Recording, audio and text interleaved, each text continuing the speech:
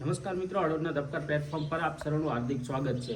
મિત્રો, હળવદ તાલુકાના સમગ્ર દલવાડી સમાજને ગર્વ લેવા જેવી એક બાબત સામે આવી છે કે હળવદ તાલુકાના જે ઘનશ્યામપુર ગામ છે ત્યાંના વતની ભવ્ય કણજરિયા છે તેને ભારતીય લશ્કરી એટલે કે ભારતીય જે મિલિટરી જેની કેમ્પ હોય છે તેની પરીક્ષાઓ હોય છે તે પરીક્ષામાં તે પાસ થયો છે।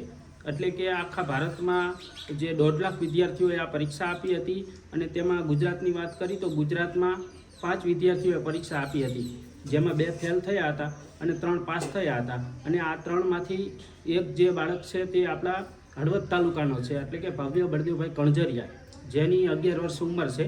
તેઓ 6ઠું ભણે છે, પરંતુ જે ડિફેન્સની તૈયારીઓ કરવાની હોય છે, જે બાળકોની જે કારકિર્દી હોય, શૈક્ષણિક જે તૈયારીઓ હોય, શારીરિક તૈયારીઓ હોય, માનસિક રીતે જે ડિફેન્સનો જે આર્મીનો ટૂંકમાં જે વિદ્યાર્થીઓને શોખ હોય તેની આખી તૈયારી જે કરતા હોય છે ને તેમાં રાષ્ટ્રીય લેવલે આ પરીક્ષા આપવામાં આવતી હોય છે।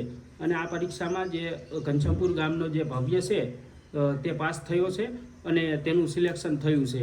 તેના પિતાની થોડી ઓળખાણ આપી તો બળદેવ કણજરિયા, જેઓ છેલ્લા 16 વર્ષથી આર્મીમાં જ તેઓ પોતે ફૌજી તરીકે ફરજ બજાવી રહ્યા છે અને જેઓ હાલ લેહ લદ્દાખ ત્યાં પોતાની ફરજ બજાવી રહ્યા છે। અને આ એમનો જે બાળક છે જે ભવ્યએ લશ્કરી પરીક્ષા જે પાસ કરી છે, એટલે કે 1.5 લાખ વિદ્યાર્થીઓમાંથી આખા ભારતમાં તે એમાં પસાર થઈ અને જે ગુજરાતમાં 5 વિદ્યાર્થીઓ જે પરીક્ષા આપી હતી તેમાં 3 જે હતા પાસ થયા હતા, તેમાંથી આપણા ઘનશ્યામપુર ગામનો આ વિદ્યાર્થી જે પાસ થયો છે, એટલે કે દલવાડી સમાજ માટે ખૂબ જ ગર્વ લેવા જેવી બાબત છે।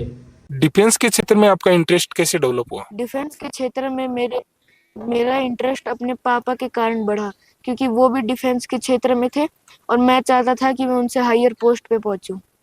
आपका करियर गोल क्या है? मेरा करियर गोल ये है कि मैं इंडिया का पेपर क्रैक करके किसी हायर पोस्ट पे पहुंचूं।